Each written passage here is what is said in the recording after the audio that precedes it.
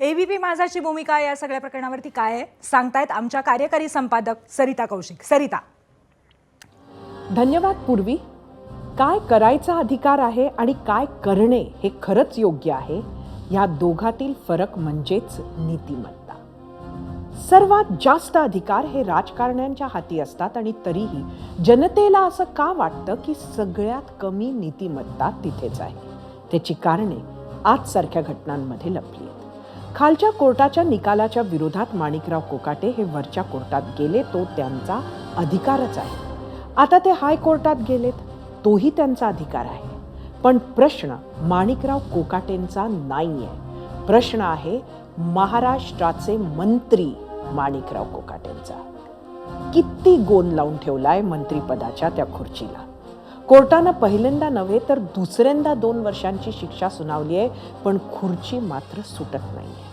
Lower कोर्टाच्या निकालाकडे सध्या दुर्लक्ष करत हायकोर्ट काय निकाल देतो ते बघून नंतर माणिकरावांचं काय करायचं हे ठरवलं जाणार असल्याचं कळतंय.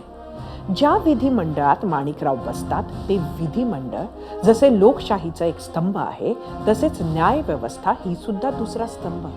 जर कोर्टाच्या निकालानंतरही राजीनामा त्वरित येत नसेल, त्याचा अर्थ एकच, लोकशाहीच्या एका स्तंभाचाच दुसऱ्या स्तंभावर विश्वास नाही.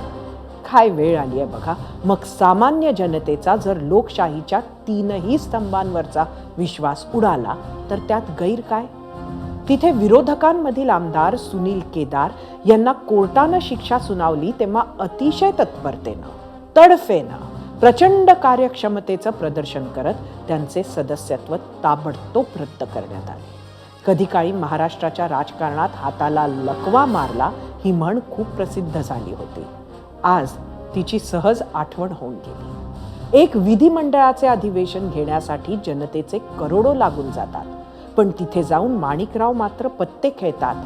पण तरीही त्यांची लाल दिव्याची गाडी मात्र कायम राहते. राजीनामा का घ्यायचा असतो? तर धनंजय मुंडेंचा राजीनामा म्हणजेच संशयाचं धुकं निर्माण झालेल्या जनतेला आश्वस्त करणे. याचा अर्थ धनंजय मुंडे हे गुन्हेगार आहेत असा होत नाही. राजीनामा का घ्यायचा असतो?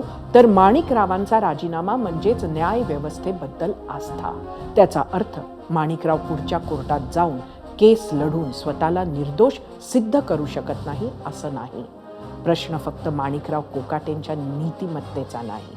प्रश्न त्यांची पाठराखण करणारे, राजीनामे न घेणाऱ्या पक्षप्रमुख अजित पवारांचाही आहे.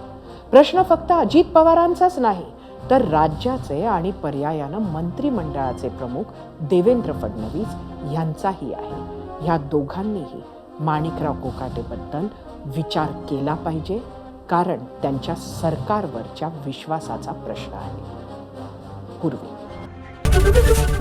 एबीपी माझा, उघडा डोळे बघा नीट.